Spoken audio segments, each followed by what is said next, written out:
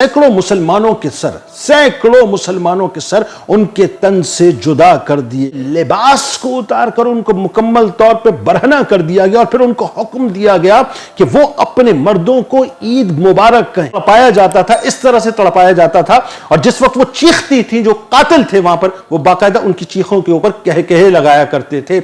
ये जालंधर के अंदर कयामत खेजी मालगाड़ी के डब्बे में मुसलमान औरतों के कटे हुए सीने, मासूम बच्चों की गर्दनें और कटे हुए हाथ ईद के तोहफे के तौर पर इस्लामिया ने पाकिस्तान को अरसाल किए। किन्होंने मुसलमानों के लिए जिस हद तक, यानी जिस दर्जे की नफरत, तासुब और दुश्मनी हिंदुओं के दिल में थी, उसका आप तसव्वुर भी नहीं कर सकते साहब। यानी देखिए, पाकिस्तान बन चुका है। होना तो ये चाहिए था कि हिजरतें बहुत स्मूथली, बहुत आसानी के साथ हो जाती, लेकिन नहीं साहब, नहीं। उस सरजमीन के ऊपर मुसलमानों के साथ जो कुछ भी किया गया है ना, आप यकीन मानिए, अगर तारीख के औराक आप सही तौर से पढ़ के देखेंगे तो आपका कलेजा फट के रह जाएगा। मैं आपको जालंधर का एक वाक़या बतलाता हूँ, और वो इतना दिल सोज, इतना क़यामत खेज वाक़या है साहब कि उसको पढ़ने के बाद आप यकीन मानिए मेरी रूह कांप जाया करती है। कि 18 अगस्त 1947 का रोज़ है, यानी ईद उल फितर, पहली ईद उल फितर। आप ज़हन में रखिए, यानी पाकिस्तान बन चुका है, पाकिस्तान का ऐलान हो चुका है, आज़ादी हमें मिल चुकी है, और पहली ईद उल फितर जो है वो 18 अगस्त 1947 को आती है। अच्छा, अब खौफ खतर का आलम यह था कि फ़िज़ाएँ जो हैं वो खौफ में मुकम्मल तौर पर मुब्तला थी। जालंधर के जो मुसलमान थे हज़ारों की तादाद में निकलते हैं और ज़ाहिर है मतलब ईद की नमाज अदा करने के लिए ईदगाह में जमा हो जाते हैं।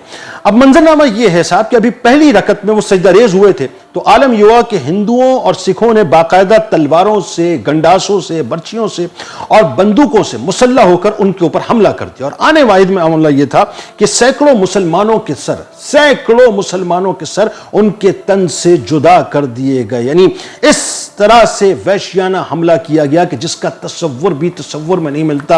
यानी आलम यह था कि इस वहशियाना हमले से जान बचाकर जो ईदगाह से बाहर भागे, उन्हें बाकायदा भालों की नोक पर धर लिया जाता था और उन्हें भी शहीद कर दिया जाता था। इस तरह जालंधर की ईदगाह जो थी बुनियादी तौर पे वो लाशों में लथपथ हो गई थी। इसके बाद क्या हुआ वो जरा सुनिए तवज्जो से। इसके बाद हुआ ये कि वहां का जो डिप्टी कमिश्नर था, उसकी सरबराही में जो फिरका परस्त हिंदू और बाकायदा सिख थे, वो तयशुदा प्रोग्राम के मुताबिक जालंधर के आसूदा हाल और जो जी असर मुसलमान थे उनके घरों पर बाकायदा गए और जबरदस्ती उनकी जो पर्दा नशीन औरतें थीं उनको घेर कर ईदगाह तक बाकायदा लेकर आए। अब जरा सोचिए क्या कयामत खेजी होगी साहब, क्या कयामत खेजी होगी जिसको मैं बयान नहीं कर सकता अपने अल्फाज में। कि तारीख बताती है कि यहां तक कि उनके बुरक़े और उनकी चादरों को बाकायदा उनके सरों से उतारा गया, न सिर्फ उतारा गया बल्कि उनके लिबास को उतार कर उनको मुकम्मल तौर पर बरहना कर दिया गया और फिर उनको हुक्म दिया गया कि वो अपने मर्दों को ईद मुबारक कहें। क्या कहें? अपने मर्दों को ईद मुबारक कहें और क़याम पाकिस्तान की खुशी में उनकी लाशों पर बाकायदा रक्स करें। ये हमारी ख़वातीन के साथ, हमारी माँ बहनों के साथ उस वक्त सलूक किया गया। यानी ये वहशियाना सलूक, ये जो संगदिलाना कार्रवाई थी, ये ऐसी थी साहब कि इंसानी तारीख के अंदर इसकी मिसाल नहीं मिलती जो कुछ हमारी माँ बहनों और बेटियों के साथ किया गया।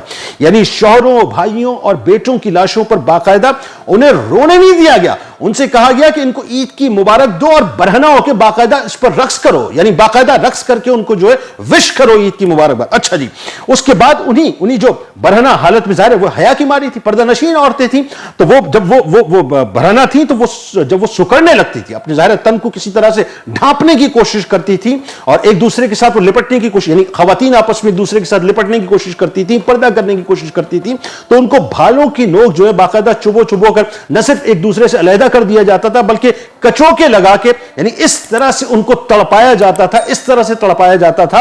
और जिस वक्त वो चीखती थी, जो कातिल थे वहां पर, वो बाकायदा उनकी चीखों के ऊपर कहे लगाया करते थे।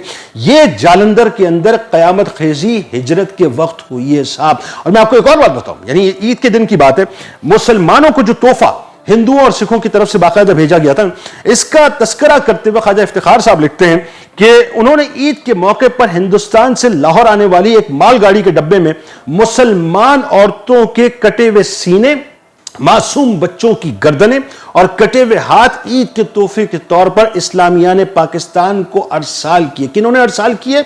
وہاں سے ہندوستان سے باقاعدہ ارسال کیے گئے. انتہا پسند ہندوؤں نے اور انتہا پسند سکھوں نے ارسال کیا. اور جب ڈبہ ناظرین یعنی وہ جب کھلتا تھا, وہ جب یعنی ریلوے اسٹیشن پہ پہنچتا تھا اور جب کھلتا تھا تو اس میں آپ کو پتہ کیا لکھا ہوتا تھا؟ اس میں لکھا ہوتا تھا کہ پاکستانی مسلمانوں کے لیے تحفہ, یعنی یہ ٹیگ جو ہے بنیادی طور پہ لکھا ہوتا تھا. ان اشتعال انگیز الفاظ کے ساتھ باقاعدہ مسلمانوں کو ان کے رشتہ داروں کے, ان کے دوست احباب کے تحفے یعنی لاشوں کی صورت کے اندر بھیجے جاتے تھے. مجھے صرف ایک سوال آپ تمام لوگوں سے کرنا ہے, تمام پاکستانیوں سے کرنا ہے. پاکستان کو جو لوگ برا بھلا کہتے ہیں نا, یا پاکستان کی بے توقیری کرتے ہیں, اگر ایک لمحے بھی آپ کے اندر اگر ضمیر زندہ ہے, ان قربانیوں کو ایک مرتبہ طریقے سے پڑھیں, غور سے پڑھیں, اور اس کے بعد فیصلہ کیجئے کہ پاکستان اللہ کی کتنی بڑی نعمت ہے. یقین مانیے جو قربانیاں وہ دے کے چلے گئے, ان کو سلام ہے کہ انہوں نے پاکستان بنا دیا. پاکستان کی قدر کیجئے, یہ اللہ کی بہت بڑی نعمت ہے, ورنہ خدا نہ خواستہ اللہ تعالیٰ ہم سے اس نعمت کو کہیں چھین نہ لے. اللہ تعالیٰ آپ کا, ہمارا, ہم سب کا, اور خاص طور پہ پاکستان کا حامی و ناصر ہو. آمین.